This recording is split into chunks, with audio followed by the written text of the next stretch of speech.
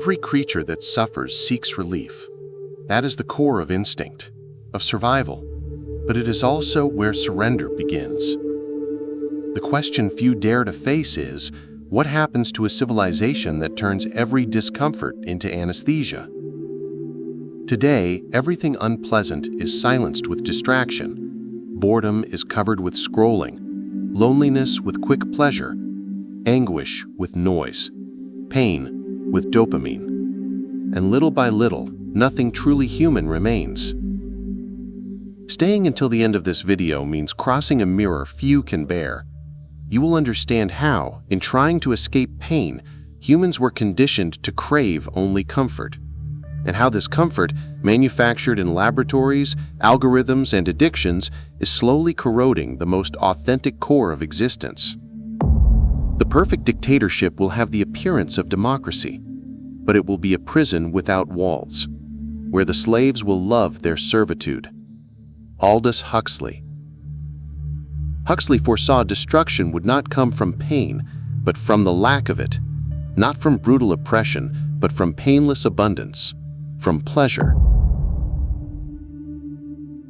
Violence is no longer needed when desire is domesticated. Censorship becomes unnecessary when no one wants to think anymore. Just offer enough pleasure, and all questioning dies out. This is precisely what Huxley predicted with brutal clarity. In Brave New World, there are no visible oppressors. There is only a system where everyone feels free, but that freedom is manufactured through cheap rewards. Soma, the perfect drug, no hangover, no guilt, no limits, was more than relief. It symbolized a society that traded depth for lightness, conflict for comfort, reflection for euphoria.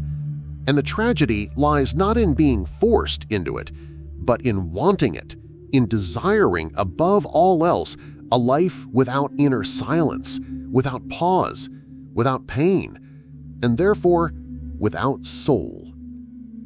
Huxley wasn't writing fiction. He was describing a mechanism, a reality, a future that is now. A world where every pleasurable stimulus replaces a critical thought, where laughter is trained to erupt the exact second anguish dares to emerge. The real prison is the one no one wants to leave, because everything inside feels good. It's easy to confuse freedom with variety, but choosing between 1,000 forms of pleasure isn't freedom. It's conditioning. Huxley saw this more clearly than his contemporaries. Instead of imagining a future ruled by repression, he envisioned something subtler and far more effective: the programming of desire. Inspired by Pavlov's experiments and later expanded by B.F. Skinner, human behavior began to be seen as manipulable, shaped by stimuli, rewards, and punishments. No one would need to say obey anymore. You only had to press the right button, and the system would handle the rest. Dopamine became the currency, pleasure the command, and the human being a reactive organism, responding, but no longer choosing. Huxley's Brave New World didn't want thinkers. It wanted the satisfied. People who confuse comfort with fulfillment, who believe that to live well means never feeling frustrated, and who abandon the pursuit of truth in exchange for another small explosion of pleasure. The real danger is not being forbidden. The real danger is being rewarded for staying blind. The human body has learned over millennia how to endure pain, but the modern mind has been trained to avoid it at all costs. Frustration became pathology, silence became boredom, effort became oppression, and pleasure, once ritual, became habit, automation, conditioning. Huxley never saw pleasure as the enemy. He saw unlimited pleasure as a tool for lowering consciousness, a cultural addiction disguised as progress. And the problem isn't in what is sought. It lies in what gets abandoned along the way. Ethics, connection, effort, and time, all discarded if they don't offer immediate gratification. In Huxley's words, the future civilization would replace critical thinking with slogans and self-awareness with constant distraction. A humanity entertained and empty. Pain didn't disappear. It was simply buried under stimulation.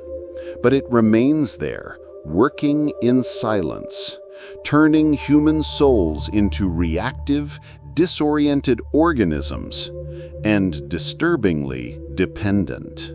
Nietzsche saw suffering as a measure of greatness. Pain, for him, wasn't an enemy. It was proof that something was still alive in the soul. But modern hedonism erased that possibility. It made suffering intolerable, and with it also erased depth. In Huxley's view, the future wouldn't silence people through violence. It would drown them in comfort. It would numb them with indulgence until no one remembered what it meant to feel something real. Humanity stopped being shaped by tension and struggle. It became programmed to smile at every discomfort, to laugh to suppress, to consume to forget, to climax to silence. But without pain, there's no call to transformation. And without that call, there's no will. The flame that moves goes out, and what remains is a domesticated being trained only to repeat, "Give me pleasure, and I will obey." Nietzsche saw this as ultimate decadence. Huxley saw it as an unavoidable future. They were both right, and they were both watching our time. Any civilization that removes suffering from life also removes the possibility of transcendence. Constant pleasure doesn't elevate. It sedates. It flattens. Nietzsche called this spiritual decadence, the inability to carry the weight of one's own existence. Pain is no longer a threshold. It becomes something to eliminate, not as healing, but as lifestyle. A lifestyle that kills, quietly. Huxley saw it coming, the human soul being replaced by a stimulus response machine, depth being sold for fragments of distraction, the will being dissolved drop by drop in predictable pleasure. Nothing demands effort anymore. Nothing invites growth. Everything is delivered. Everything is instant. Everything is pleasure. And therefore, nothing is really real. The spirit, when not challenged, does not become free. It becomes irrelevant.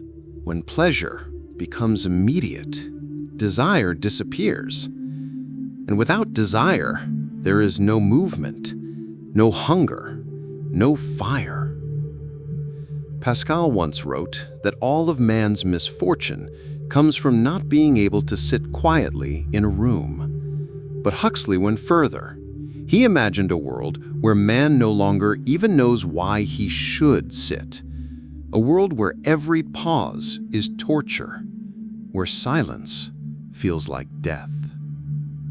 Because in this new world, the nervous system is constantly flooded with sound, image, sugar, climax, stimulation, stimulation, stimulation. And what should be sacred becomes unbearable. Pleasure, when no longer rare, becomes boring. And boredom in a weakened mind becomes suffering. And suffering in a conditioned mind must be silenced. So more pleasure is sought. More screens, more noise, more artificial desires. But none of it fulfills. Because desire was not meant to be anesthetized. It was meant to move the soul. And the soul, when domesticated, forgets how to burn. In a world where pleasure is endless, freedom becomes a meaningless word.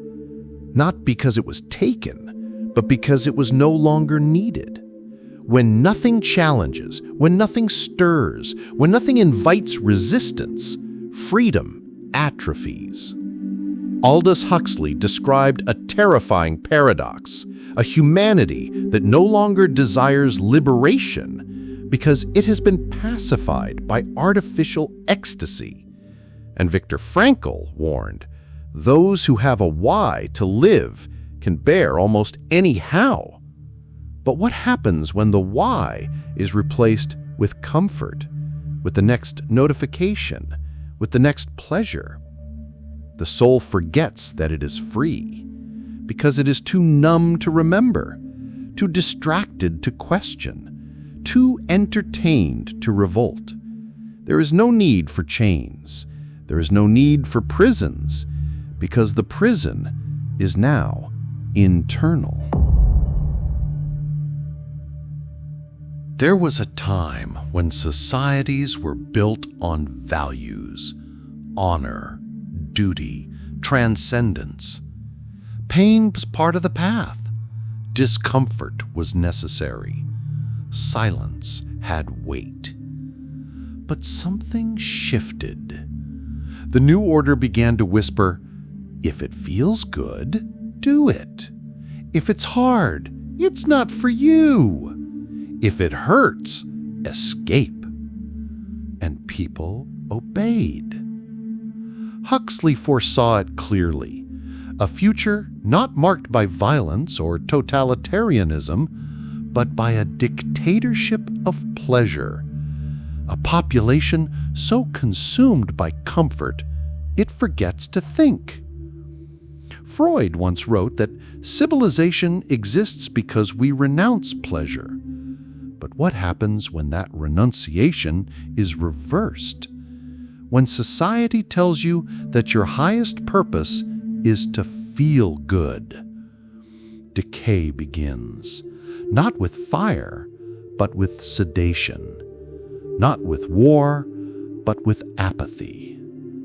And the body politic, like the individual, becomes obese, anxious, infantile, desperate for stimulation, incapable of sacrifice.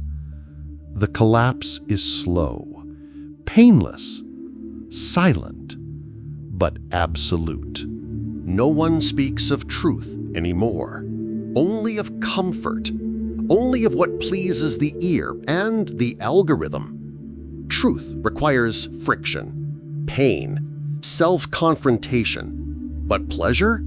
Pleasure requires nothing, only surrender. Aldous Huxley described a world where truth is drowned in a sea of irrelevance, not by censorship, but by noise. And Neil Postman echoed him, we are not being oppressed by tyrants, but entertained to death. The hunger for meaning is anesthetized by infinite stimulation. No silence, no stillness, no room for anguish, which is the womb of growth. And so we live floating, skimming the surface of existence, surrounded by pleasures and starving for depth. It is not pain that is killing humanity. It is the lack of it. It is the overdose of numbness. Pleasure blinds, not because it is evil, but because it is too easy. The human soul was not made for constant satisfaction. It was made for tension, struggle, contradiction. Viktor Frankl reminded us, what man actually needs is not a tensionless state, but the striving and struggling for a worthy goal. But what goal survives in a culture that abolishes effort? What virtue survives in a people addicted to escape? Nietzsche once said that all greatness begins with a wound. But in a civilization allergic to discomfort, wounds are not healed, they are hidden. Pain is not processed, it is postponed. And Huxley warned, when man trades truth for comfort, he becomes a well-fed slave. In the name of happiness, freedom dies. In the name of pleasure, dignity is erased. Only pain, real, embraced, illuminated, can bring humanity back to itself. And the longer it is avoided, the more brutal the return will be. Every civilization collapses, not when pain increases, but when pain is no longer allowed to mean anything. The ancients revered suffering. They built myths around it, initiations, rites of passage, because they knew to suffer is to become real. But modern man doesn't suffer. He only resents, he avoids, he blames. Aldous Huxley foresaw this sterile world, where the absence of pain would not lead to peace, but to emptiness. Søren Kierkegaard warned, life can only be understood backwards, but it must be lived forwards. And in that backward gaze, pain becomes sacred, because it breaks illusions. Blaise Pascal said, all of humanity's problems stem from man's inability to sit quietly in a room alone. Because when everything is still, suffering surfaces, and with it, the truth. To embrace pain is not to seek it. It is to stop running, to look it in the eyes, and let it do its work. Pain has a voice. It does not scream, it whispers, and it always tells the truth. Carl Jung said, there is no coming to consciousness without pain. And yet, everything in modern life is designed to silence this voice. Notifications, fast dopamine, shiny distractions. But when pain is denied, the unconscious grows in the shadows, and one day it swallows the whole being. Dostoevsky believed that beauty will save the world, but not the superficial beauty sold in pixels. The beauty that emerges from wounds, from the soul that bleeds and still sings. Huxley feared that this world, in seeking comfort at all costs, would become incapable of transcendence, because transcendence begins where pleasure dies. To suffer consciously is to become human again, not a consumer, not a profile, but a soul with weight, with memory, with purpose. Suffering is not the enemy. Distraction is, because distraction dissolves meaning without asking permission. Nietzsche said, he who has a why to live can bear almost any how. But how can one find a why if all pain is seen as a failure?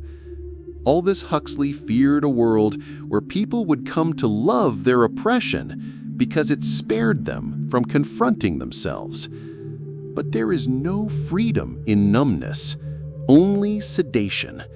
And sedation is not peace, it's absence. Viktor Frankl, in the belly of Auschwitz, discovered that the soul is not destroyed by suffering, but by the absence of meaning in it.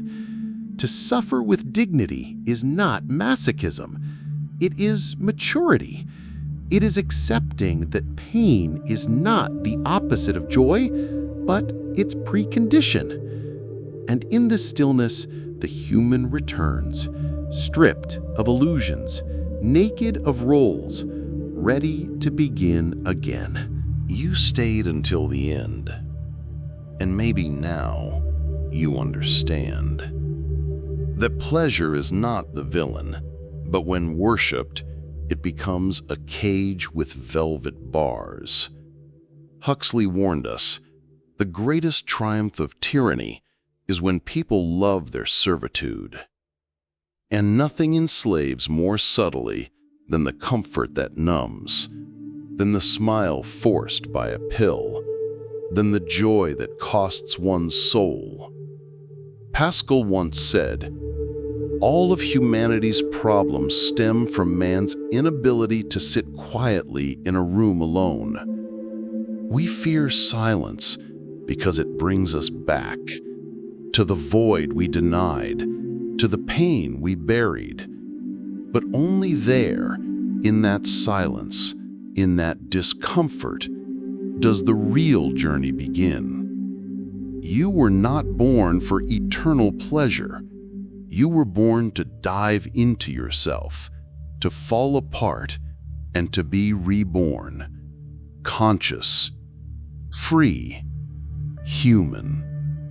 If this reflection reached you, subscribe to The Cracked Mind and watch the next video. It may shake something even deeper inside you. See you soon.